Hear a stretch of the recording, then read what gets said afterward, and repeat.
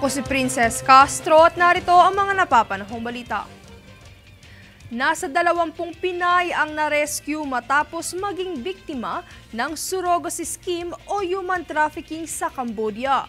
Sa kasamaang palad, nasa 13 na ang nasa iba't ibang yugto ng pagbubuntis at kasalukuyang nakakulong sa isang lokal na ospital. 7 sa mga ito ang nakatakdang bumalik ng bansa. Ayon sa impormasyon, isang ahensya umano sa bansa ang nagdadala ng mga Pinay sa Cambodia upang magdalang tao at ibigay ang sanggol sa umano'y infant trafficking ng sindikato. Mahigpit na ipinagbabawal sa bansang Cambodia ang surrogacy.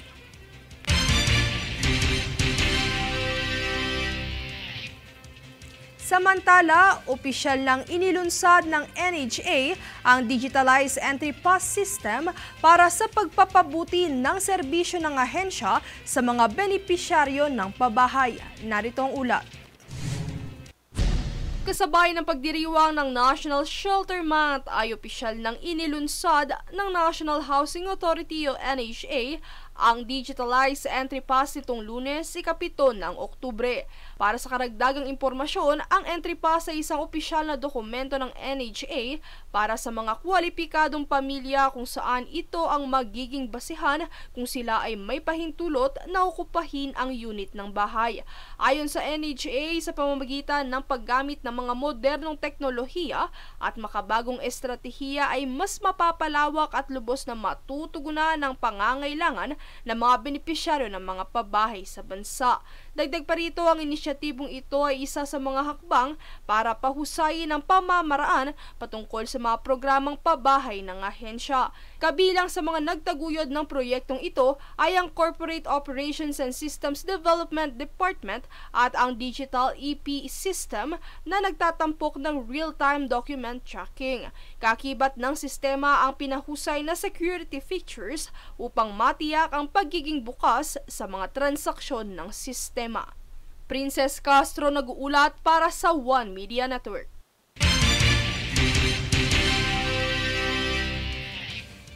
Matapos matamaan ng bagyong Agho ng lugar ng Burdeos sa Quezon, ay iniabot ng lungsod ng Makati ang tulong pinansyal para makabangon.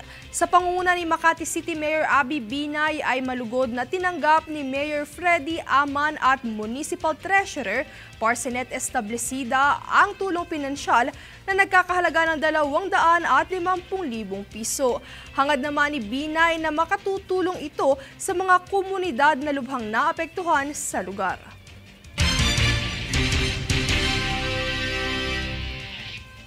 Kami ang boses ng pagbabago. Ako si Princess Castro at ito ang News Force.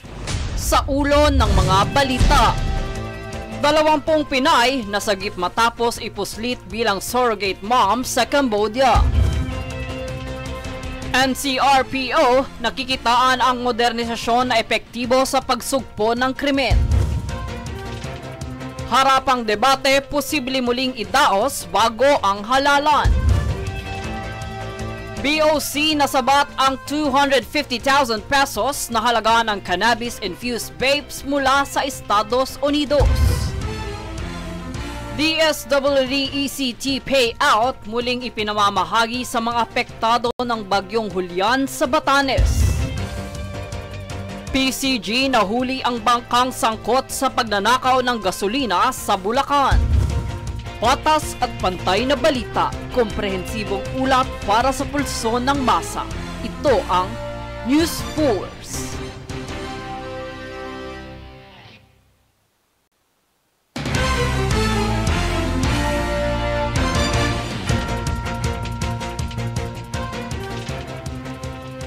Ako si Princess Castro at narito ang mga napapanahong balita. Nitong ika-8 ng Oktubre ay pinangunahan ni Department of Health o DOH Secretary Teodoro Herbosa ang pagbubukas ng East Avenue Medical Center o EAMC Cancer Center. Saad ni Herbosa, pagsapit ng taong 2028, ito ay magsisilbing pinakamataas na sentro ng referral para sa breast cancer at tinitiyak na ang dekalidad na paggamot ay abot kaya para sa bawat pasyenteng mangangailangan nito. Ayon sa kagawaran, ito rin ay bilang pagpapatatag ng kanilang patuloy na pagsisikap para sa cancer care.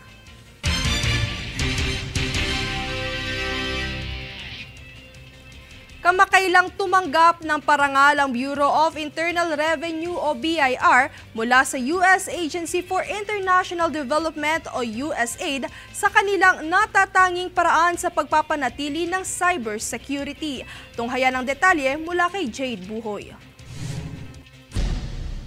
Tatlong prestigyosong cybersecurity awards ang tinanggap ng Bureau of Internal Revenue o BIR mula sa US Agency for International Development o USAID noong ikatatlo ng Oktubre bilang pagkilala sa kanilang dedikasyon sa data security. Ang Cybersecurity Vanguard Award ay ibinigay sa BIR dahil sa kanilang aktibong pakikilahok sa Cybersecurity Capacity Building Initiative. Pinarangalan din ng Cybersecurity Ironman ang 5 BIR personnel na matagumpay na nakapagtapos ng iba't ibang cybersecurity training at workshops. 2 ring BIR personnel ang kinilala bilang Cybersecurity Champion matapos magpakita ng pinakamahusay na cybersecurity practices. Ipinagmamalaki rin ng BIR na sila ang may pinakamaraming empleyadong sumailalim sa mga cybersecurity training mula sa USAID Beacon Project. Ayon naman kay Commissioner Romeo Lumagi Jr., patuloy nilang palalakasin ang kanilang cybersecurity capacity upang maprotektahan ang sensitibong impormasyon ng mga taxpayers.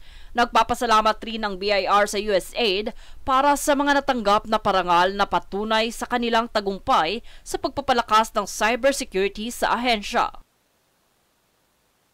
Jade Buhoy, nag-uulat para sa One Media Network.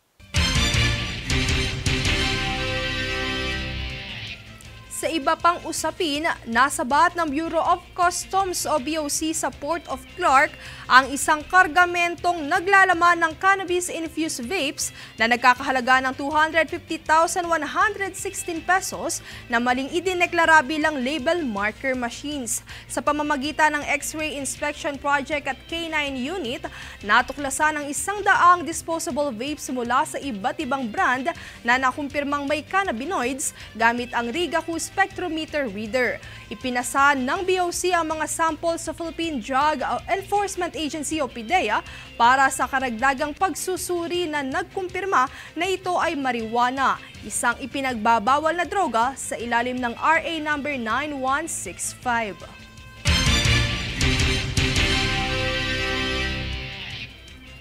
Kami ang boses ng pagbabago. Ako si Princess Castro at ito ang News Force.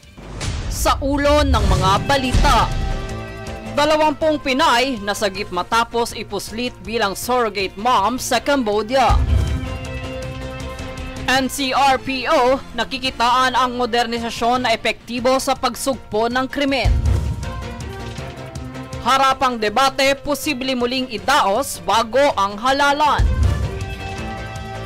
BOC nasabat ang 250,000 pesos na halaga ng cannabis-infused vapes mula sa Estados Unidos. DSWD-ECT payout muling ipinamamahagi sa mga apektado ng Bagyong Julian sa Batanes. PCG nahuli ang bangkang sangkot sa pagnanakaw ng gasolina sa Bulacan. Patas at pantay na balita, komprehensibong ulat para sa pulso ng masa. Ito ang News Force.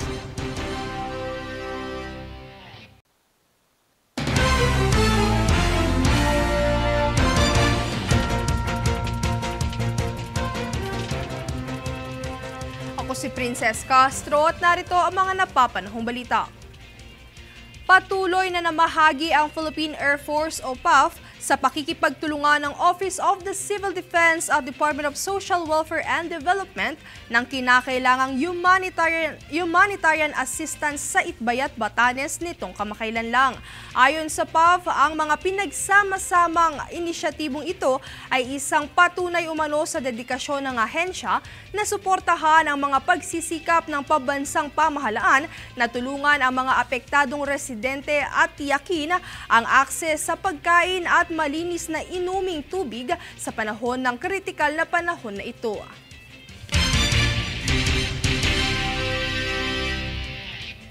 Samantala, hindi pinalampas ni Pangulong Ferdinand Marcos Jr. na idulog ang issue sa West Philippine Sea sa ASEAN Summit. Anya, madaliin na umano ang pagkakaroon ng Code of Conduct, partikular na sa South China Sea. Narito ang detalye mula kay Francis Riudique. Binuksan ni Pangulong Ferdinand R. Marcos Jr. ang usapin ng tensyon sa South China Sea sa pagdalo nito sa ASEAN Summit sa Laos. Nanawagan si Marcos sa mga leader sa ASEAN na huwag magbulag-bulagan sa agresibo at iligal na aksyon ng China sa West Philippine Sea. Kasama sa naging pagpupulong ang representative ng China na si Chinese Premier Li Qiang. Pagigit ni Marcos, hindi maaaring ihiwalay sa usaping kooperasyon sa ekonomiya ang political security.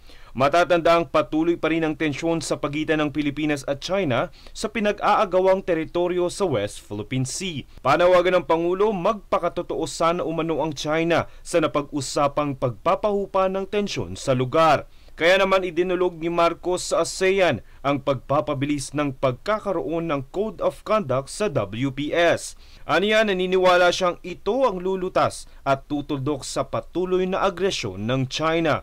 Samantala, sa kabila ng tensyon sa WPS, tiniyak naman ni Marcos na patuloy ang hangarin ng Pilipinas na palakasin ang relasyon nito sa China sa mas malawak na paraan. Francis Riudique, nag-uulat para sa One Media Network.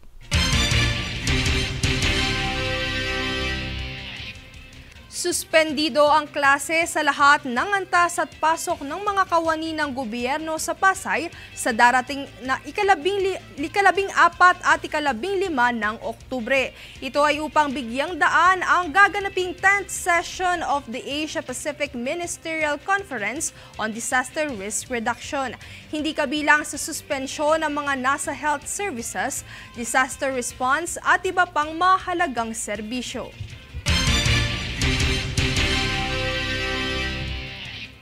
Kami ang boses ng pagbabago. Ako si Princess Castro at ito ang News Force. Sa ulo ng mga balita, 20 Pinay nasagip matapos ipuslit bilang surrogate mom sa Cambodia. NCRPO, nakikitaan ang modernisasyon na epektibo sa pagsugpo ng krimen. Harapang debate, posible muling idaos bago ang halalan. BOC nasabat ang 250,000 pesos na halaga ng cannabis-infused vapes mula sa Estados Unidos. DSWD-ECT payout muling ipinamamahagi sa mga apektado ng bagyong Julian sa Batanes. PCG nahuli ang bangkang sangkot sa pagnanakaw ng gasolina sa Bulacan. Patas at pantay na balita, komprehensibong ulat para sa pulso ng masa. Ito ang News Force.